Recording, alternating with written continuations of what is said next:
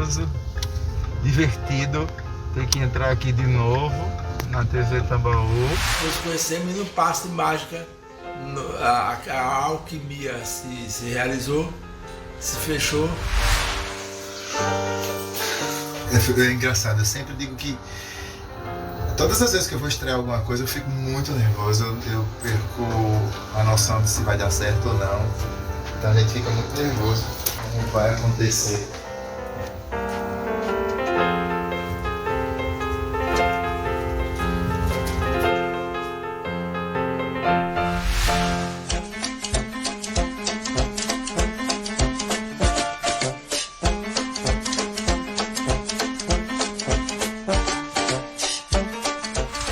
Tudo começou numa festa de aniversário que eu estava fazendo, aniversário de criança, que o avô dela era apaixonado pelo Encrenca, que era o Encrenca era o personagem que eu fazia de um programa de TV aqui na TV Jangadeiro chamado Botando Boneco.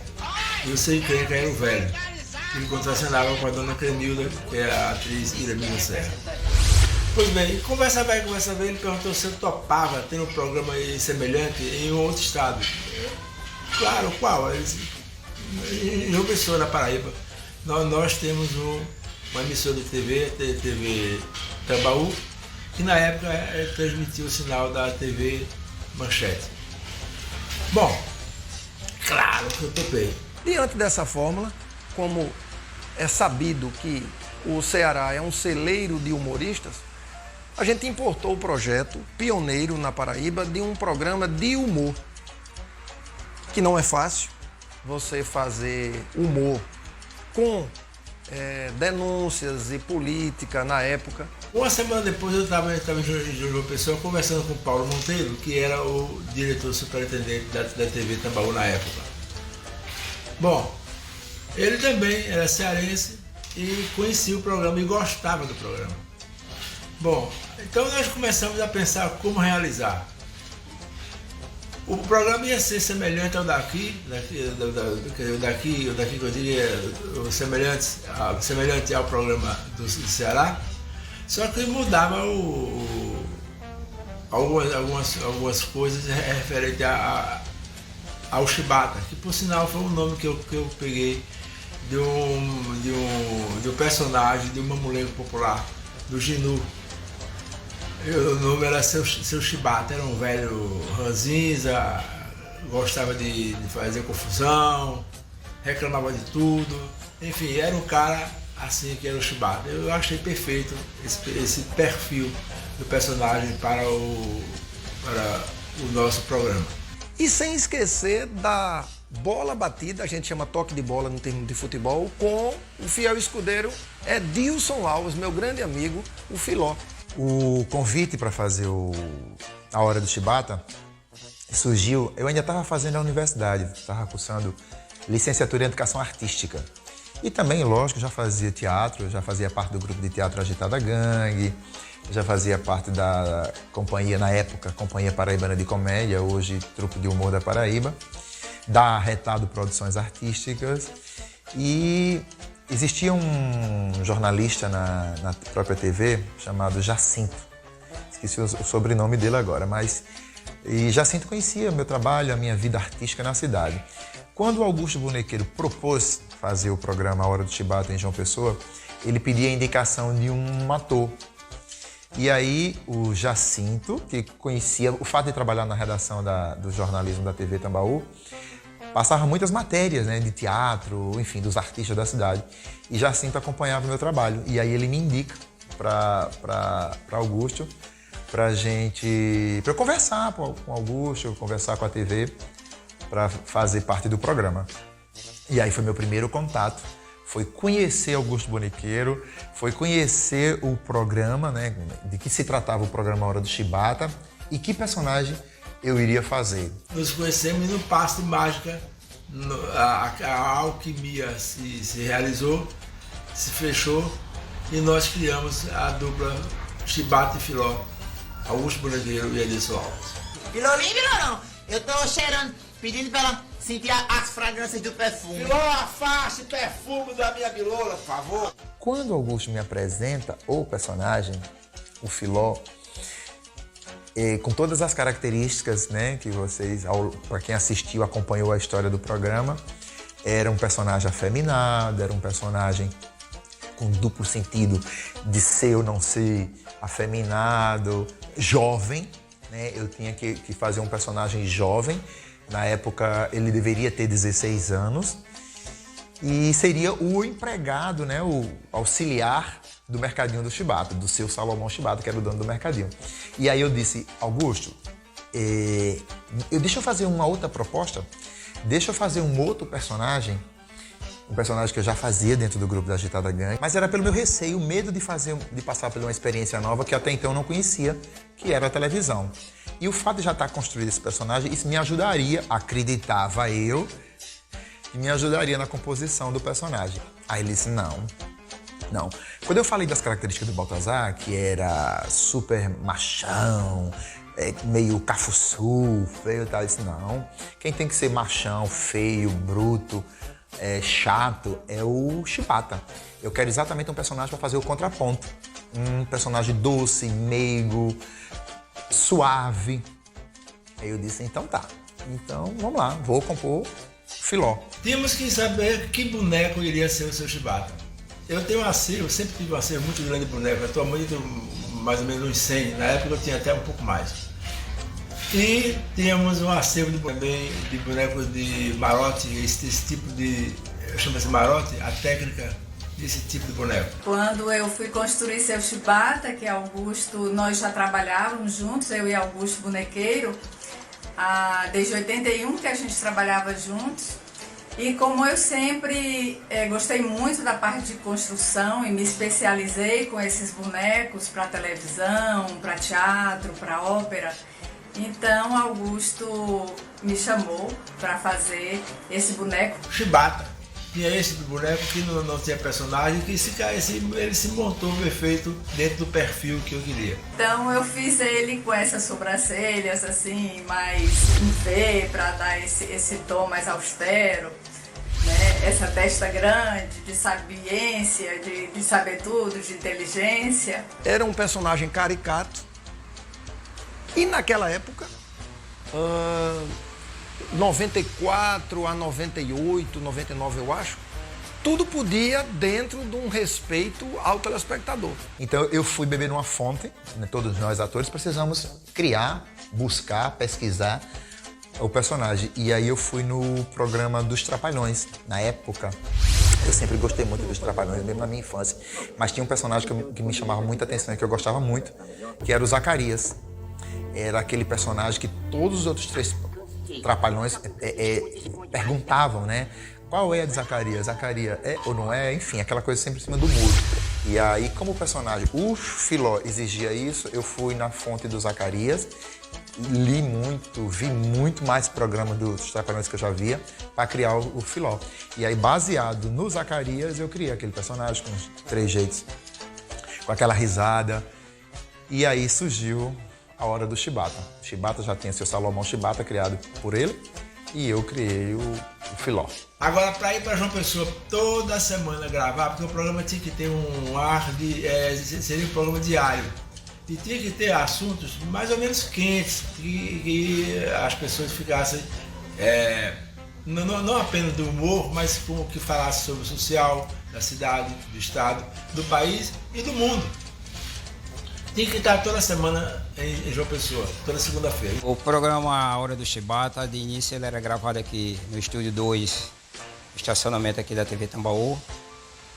Era maravilhoso, era um dia por semana, geralmente na terça-feira que o Augusto vinha e gravava o programa da semana todinha. Domingo à noite eu saía daqui de Fortaleza, passava a noite viajando no ônibus leite que ia para Recife, saltava em João Pessoa. De lá ia para o hotel, ficava no hotel ali na Orla Marítima, andava um pouquinho, pegava esse sol maravilhoso da cidade, lia os jornais do dia e ia para a TV. E lá eu ia, chegando na TV, ia entrar em contato com o pessoal do setor de jornalismo, que me põe ao par do que aconteceu de mais interessante na cidade e no estado durante a semana. E aí eu preparava o roteiro, ia almoçar e à tarde fazíamos a gravação dos 5 programas da semana. Nós gostávamos muito por ser um programa diferenciado. Eu acho que foi a grande sacada da TV Tambaú na época, em 94, lançar um programa naquele time, né? Naquele porte, um programa humorístico voltado para resolver os problemas da sociedade e, ao mesmo tempo, divulgar a cultura do nosso estado. É claro que a gente não foi de cara para o primeiro programa. Passamos uma semana, Augusto passou uma semana aqui em João Pessoa e a gente começou a exercitar essa relação do improviso. O fato de eu já trabalhar com comédia na cidade, todos os grupos de teatro que eu trabalho também com comédia. E a minha vida toda animando festa nessa cidade de João Pessoa com o meu palhaço, que era o Atixim, me possibilitou, me ajudou muito a trabalhar com improviso. Então, a gente dava um mote, Augusto dava um mote do programa daquele dia e tinha, claro, um esqueleto do roteiro e a gente começava a pontuar, a brincar, a interpretar. Então, passamos uma semana fazendo isso. Que era para ir fazendo os testes de câmera também para a TV, essa relação da TV com o boneco, ele trabalhava com o monitor, ele só me via através do monitor da televisão, né? E a gente começou a explorar isso. E quando chega esse primeiro dia, o primeiro dia do programa, claro que eu tremia nas bases, era gravado, óbvio, não era ao vivo. O medo de criar, de soltar o personagem, mas o mestre, e aí Augusto era muito mestre nisso, dizia, fique tranquilo, isso é o surgimento de Chibata, isso é o surgimento de Filó. Você vai explorar tanto esse personagem ainda, a vida, o tempo do programa, vai lhe dizer tanto que você vai, daqui a pouco você vai estar feito uma pluma leve com o Filó. Manda um beijo pra Cutegi, onde eu moro. Só Cutegi, um beijinho na minha boquinha. Ele perguntou uma pessoa para fazer a cenografia e aí o Edilson foi e me indicou. Conheci o Fernando Santana e aí chegando lá, eles me falaram da proposta, foi bem interessante, do qual eu tinha que usar, digamos assim, uns tons interioranos, meio terra, onde criasse uma atmosfera de uma bodega do interior. A partir do momento que o cenário passou para esse segundo estúdio, digamos assim, ele ganhou mais mangaios, aquela coisa que aqueles objetos que a gente vê nas feiras, né? Aqueles coisas que ficam penduricalhos dentro das bodegas. Isso ficou mais colorido, recheou mais e foi muito prazeroso. Rapaz, o Lula viagem só, né? Deixa eu viajar. Ele pode estar aqui, tá viajando. Quando viaja, fica viajando. Meu filho, diga a ele que faça uma viagem aqui pra João Pessoa, pra Paraíba. A gente chegava de 7 horas da manhã logo cedo no teatro para montar aquela vontade de trabalhar, aquela empolgação, para montar todo o cenário, ficar tudo perfeito, para a hora da gravação tá tudo show de bola. Quando era por volta de 11 horas, a gente retornava, fazia uma refeição rápida, retornava novamente. E às 4 horas da tarde em diante, a gente chegava mais cedo, 2 horas, 3 horas, estourando 2 horas, 2h30, a gente já estava lá. E em seguida, às 4 horas da tarde, começava a gravação. Gravação essa que é excelente. E um produtor, né, que ficava com o Augusto, né, comunicação com o Augusto, que o Augusto ficava mais em Fortaleza, né, ele vinha só no dia da gravação, marcando as pautas. E na estrutura era feito apenas com 2 câmeras e os convidados iriam interagindo com o apresentador. Eu tinha que desmontar uma estrutura fixa e remontá-la em outro ambiente. E nisso requeria agilidade, enfim, né, dedicação, empenho, porque tínhamos um tempo, né, um período curto para fazer isso, para montar toda essa estrutura, equipamento, na época MD, CD, enfim, VTs, né, onde gravávamos a programação de um modo geral. E depois tínhamos que desmontar para remontar no local fixo, ou seja, na TV, para a exibição do Jornal da Noite. Então, tudo isso era muito assim, muito desafiador, né? Tinha a descontração com o Edilson, com o Chibata, antes das gravações, com a equipe. Tinha o lanche, o pão com mortadela, sempre tinha. Tinha muita diversão, muita bagunça, para poder até dar o dinamismo no programa, né? A bagunça, que o Chibata era uma bagunça, né? Era uma bodega. Filó combinava comigo, se Riva, quando for para fechar a cortina, eu dou um olhar assim de lado para tu, assim, e faço assim. Aí ele já sabia o movimento da cabeça dele, aí ele fechava a cortina.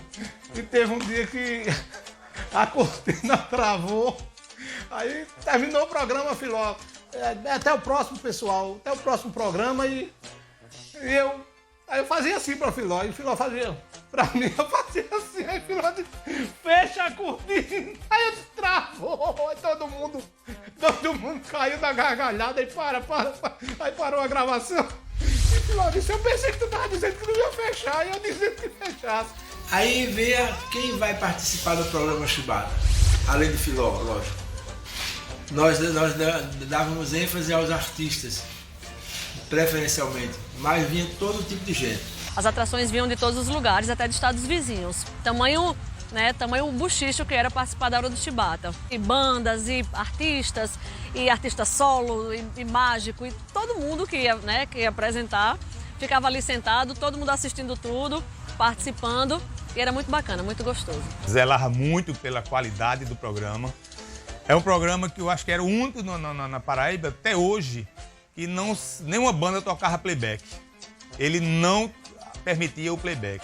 Era tudo muito, muito perfeito, muito sincronizado, as bandas se apresentavam sim, tá? Se não fosse todo mundo, todos os músicos, mas um recorte tinha e tudo ao vivo. Chibata fazia questão, Augusto fazia questão, eu acho que isso fazia toda a diferença. Eu te perdi, me ensina a esquecer das noites de amor que vivi com você. Como é o nome dessa música? Se eu te perdi, como é o nome dessa música? Me ensina a te esquecer. Ensina-me a te esquecer. Isso aí.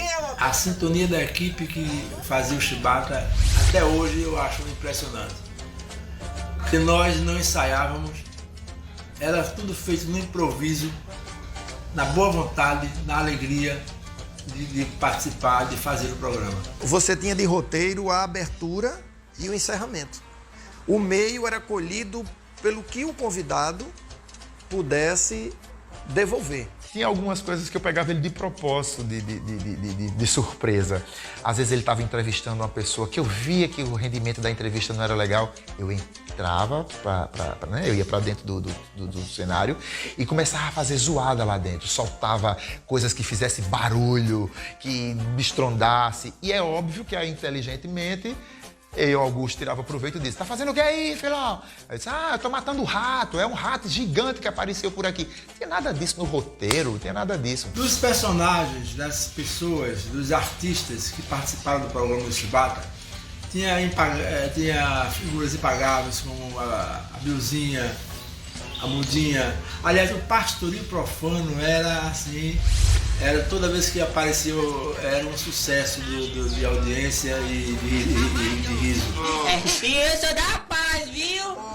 Essa das dores é feia assim mesmo. Espaço para os artistas divulgarem seus espetáculos, fosse o elenco do Pastoril, fosse espetáculos infantis, todos os atores, de certa forma, chegavam a divulgar a agenda cultural no Chibata. Era muito legal. E o melhor de tudo, a gente sabia que naquele horário tinha que assistir o Chibata para saber da agenda. Não, o almoço, fazia parte do almoço do Paraibano, era ótimo. Era sobremesa. Era sobremesa, maravilhoso. Todo mundo se apresentava, os artistas populares, as quadrilhas juninas, a laúça, e uma infinidade de folguedos populares que iam para lá no programa dele para ser divulgados, porque a mídia não divulgava e o programa do Chibata entrava nesse meio, ajudava muito o pessoal na divulgação dos brincantes, né, dos folguedos populares. Eu tive particularmente lá no programa várias vezes, lançando meus discos, né, conversando sobre cultura, sobre arte. E aquilo tudo foi um embasamento muito grande para a minha carreira. E acho que todo artista paraibano se sente grato, agraciado, né, pelo perfil do programa, pelo que gerou o programa para a cultura, para a arte e para a política. paraibana, por que não? Estávamos fazendo um curso de clown junto com o ator Edilson Alves, que eu já era fã de carteirinha. E num exercício final eu fiz um personagem de uma criança e de um bêbado. E aquilo chamou a atenção do Edilson, que logo em seguida me faz o convite para fazer uma participação especial no programa A Hora do Chibata. E aí é onde esse universo de magia começa a acontecer. Primeiro porque eu tive a oportunidade de conhecer pessoalmente aquele que dava vida ao boneco Chibata, que era o Augusto Bonequeiro. Tô na minha colinha ainda estudando. Agora, olhar a minha professora da alfabetização é burra que só. É mesmo? É, e os meus coleguinhas? Cuidado, você não chama sua professora de burra, porque burra é você. Onde já se viu professora burra? É, a minha é muito burra. Como é porque você viu uma coisa dessa? Sim. Não, tem dois. Depois eu te dou.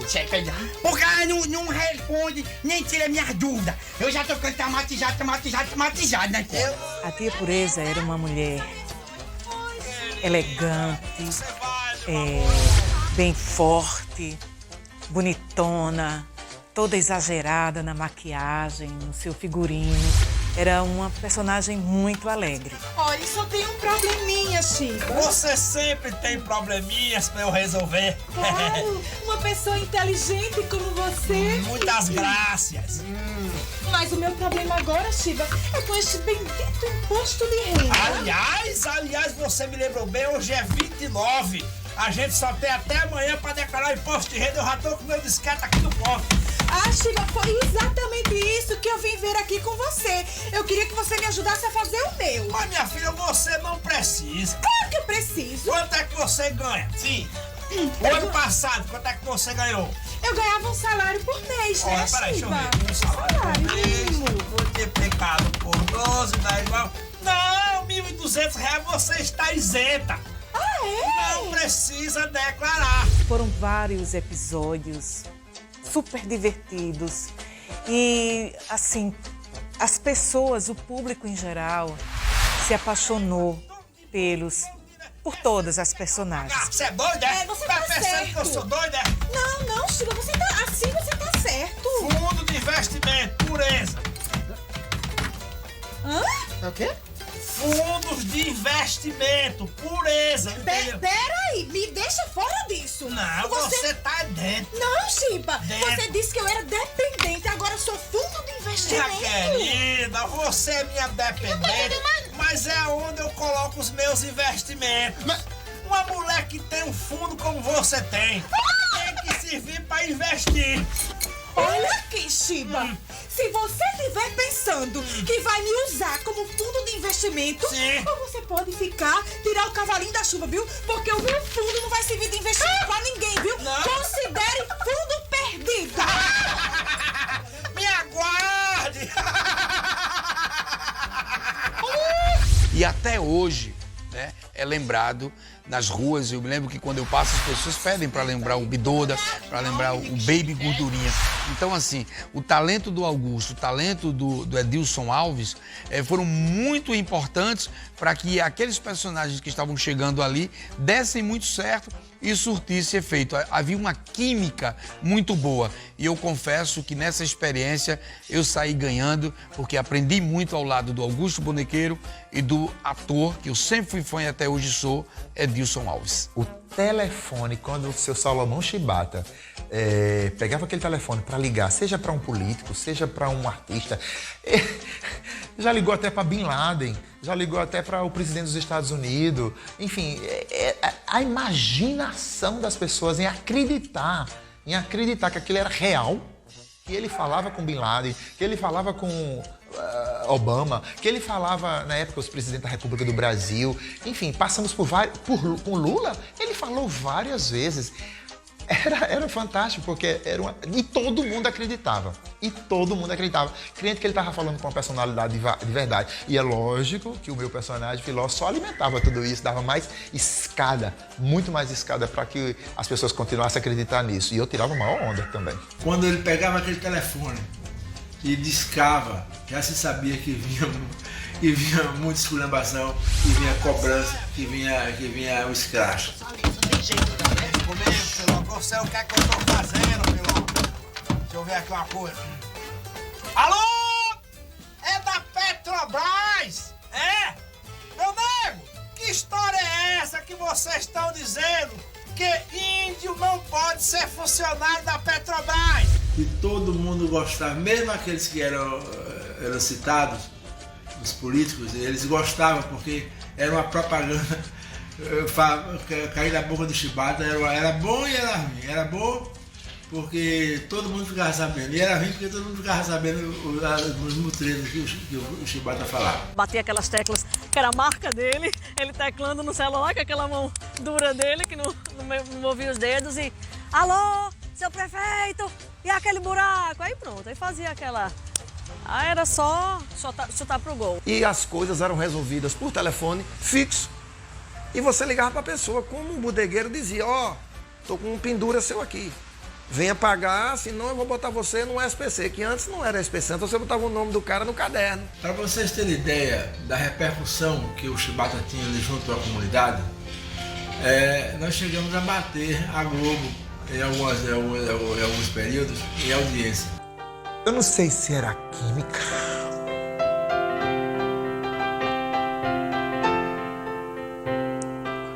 Se era a química do programa, se era a harmonia dos atores.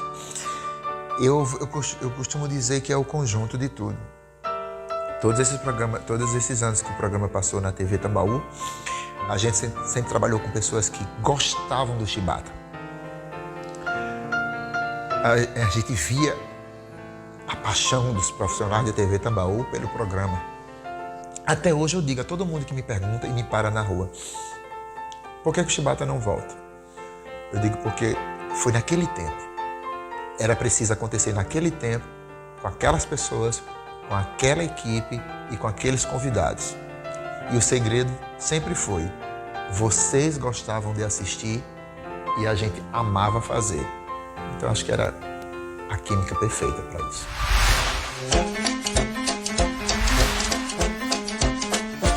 Fazia um personagem que por muitos anos caminhou comigo, né? Enfim, a gente que é ator, convive com personagens, a gente, quando acaba, a gente geralmente deixa o personagem lá também, no passado, né? E trazê-lo agora para o presente.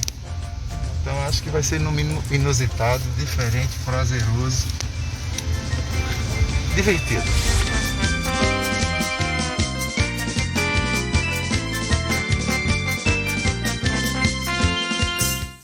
Ser mãe de um bebê é também conhecer